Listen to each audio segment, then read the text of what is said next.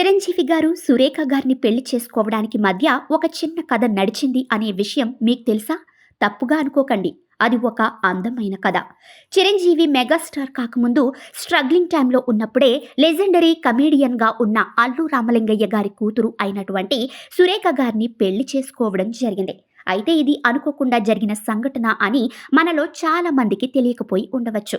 ఎందుకంటే అల్లు రామలింగయ్య అప్పటి వరకు తన కూతురిని నిలకడలేని సినీ జీవితంలోని వారికి ఇవ్వకుండా ఎవరైనా గవర్నమెంట్ జాబ్ ఉన్న వ్యక్తికి లేదా ఒక ఐఏఎస్ ఆఫీసర్కి ఇచ్చి పెళ్లి చేయాలి అనుకున్నాడంట. కానీ 2 సందర్భాలు అల్లు రామలింగయ్య తన ఒపీనియన్ని మార్చుకునేలా చేశాయి.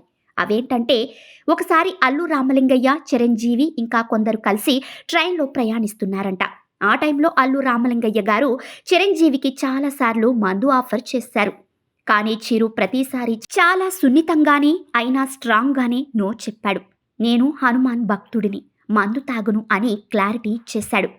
గ్లామర్ ఫీల్డ్లో ఇలాంటివి కామన్ అనుకునే టైంలో చిరంజీవి తన పద్ధతులకు కట్టుబడి ఉండటం అల్లు రామలింగయ్యను విపరీతంగా ఆకట్టుకుంది. ఈ కుర్రాడికి మంచి క్యారెక్టర్ ఉంది, ఎవరి మాటలకు పడిపోయే రకం కాదని ఆయనకు అర్థమైంది. అది మాత్రమే కాకుండా చిరంజీవి కెరీర్ మొదట్లో వాళ్ళిద్దరూ కలిసి మన ఊరి పాండవులు అన్న సినిమాలో నటించారు అన్న విషయం తెలిసిందేగా. ఆ మూవీలో చిరంజీవి యాక్టింగ్, డెడికేషన్ కు అల్లు రామలింగయ్యని ఫిదా అయిపోయేలా చేశాయంట. దానితో ఈ కుర్రాడు ఖచ్చితంగా పెద్ద స్టార్ అవుతాడని అప్పుడే నమ్మారు. మంచి క్యారెక్టర్ తో పాటు బ్రైట్ ఫ్యూచర్ కూడా ఉందని అతనికి నమ్మకం కుదిరింది. రామలింగయ్య తన మనసు మార్చుకుని తన కూతురు సురేఖని చిరంజీవికి ఇవ్వాలన్న నిర్ణయానికి వచ్చారంట.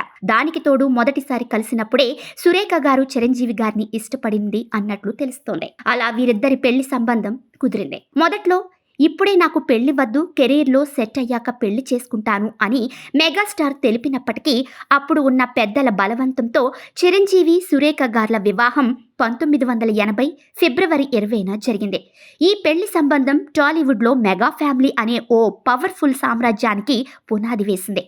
ఇక ఇప్పుడు మెగాస్టార్ అంటే ఒక బ్రాండ్. తెలుగు ఇండస్ట్రీకి పెద్ద మనిషి అని చెప్పుకునే స్థాయికి వచ్చిన మెగాస్టార్ ఎంతో మందికి ఒక ఇన్స్పిరేషన్గా మారాడు.